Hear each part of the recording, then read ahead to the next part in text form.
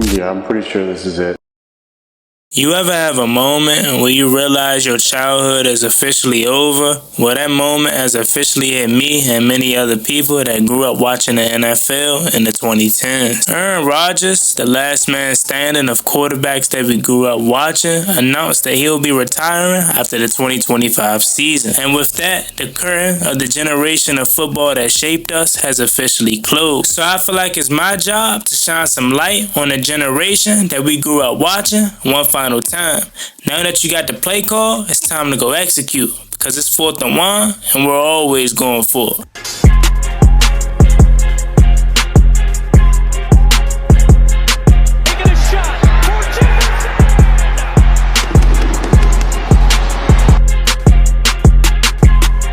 For Gen Z, especially those of us who were born in the late 90s and the early 2000s, we didn't grow up in the era of Montana or Moreno. Our legends were different. We grew up with the dominance of Tom Brady, the magic of Aaron Rodgers, the grit of Ben Roethlisberger, the accuracy of Drew Brees, the rise and fall of Cam Newton, the highlight reels of Michael Vick, the shootouts with Matt Ryan, Phillip Rivers, Eli Manning, and many more.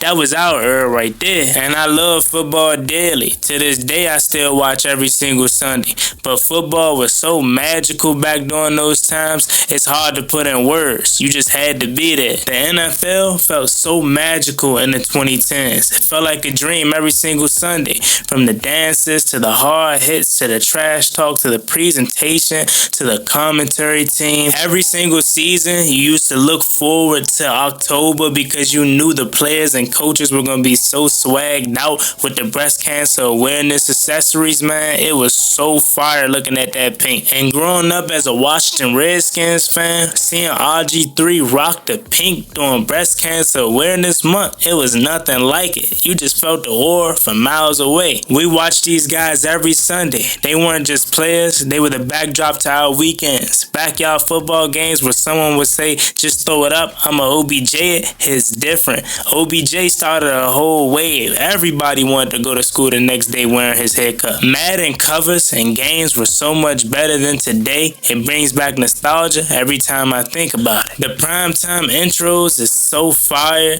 and it's nothing better than your team playing on primetime. As a kid, you going to school and you come home knowing your team is playing is such a great feeling. And then on Sunday, you had homework to do, but you ain't do a lick of it because you watching football from 1 p.m. all the way into the Sunday night primetime game.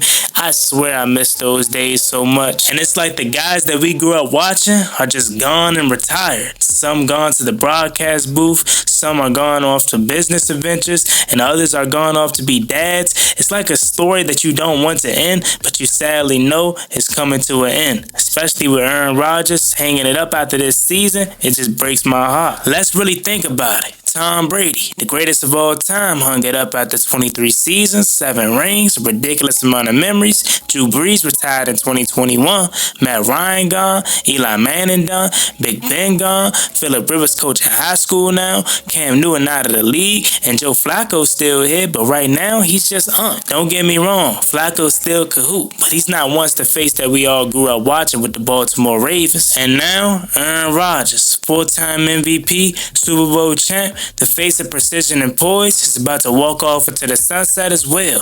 Arguably the most accurate quarterback of my lifetime, and by far, he has the greatest release of any quarterback I've ever seen. And regardless of what you think of Aaron Rodgers off the field, he's one of the greatest quarterbacks in the NFL's history. And I'm not sure if there'll ever be another quarterback that can land as many Hail Marys as Aaron Rodgers. And speaking of the others, the rivalries we grew up on were like no other, especially Tom Brady versus Peyton Manning. You could sign me up for that every single week. And for some reason, it always felt like every team's offense was loaded. Whether it was Tom Brady, Julian Edelman, Danny Amendola, Gronk, or if it was Peyton Manning, Reggie Wayne, Pierre Garçon, T.Y. Hilton. And then you had Matt Ryan, Julio Jones, Roddy White, Tony Gonzalez. And in New Orleans, you had Drew Brees, Jimmy Graham, and Marquise Colston. And you don't got to kill me in the comment section. I know there's so many others that I'm forgetting, like Seattle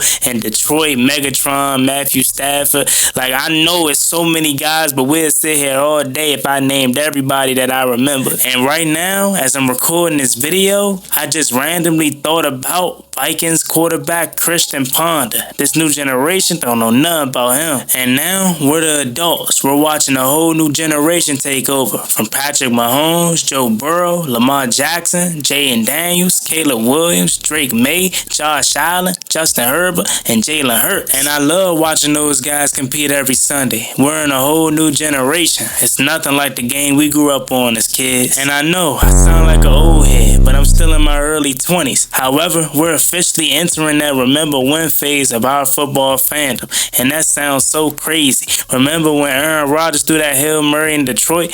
Remember when Brady came back from 28-3? I'm sorry, Falcons fans. Remember when Cam was Superman? Remember when Breeze broke the passing record live on Monday Night Football?